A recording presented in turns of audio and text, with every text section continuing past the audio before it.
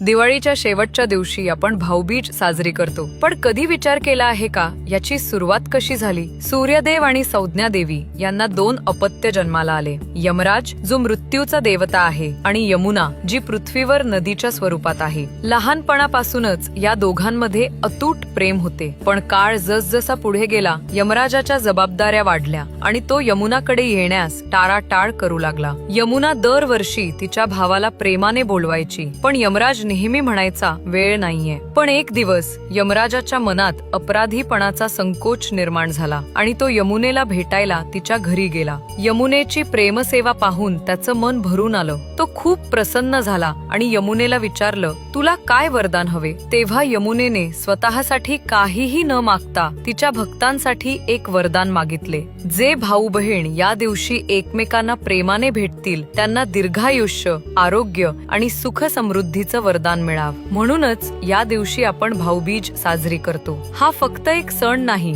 तर प्रेम, विश्वास आणि आपुलकीचं प्रतीक आहे. या भाऊबीजीला तुम्ही तुमच्या बहिणीला नक्की भेटा, कारण या नात्यामधल्या प्रेमापेक्षा मोठं काहीच नाही.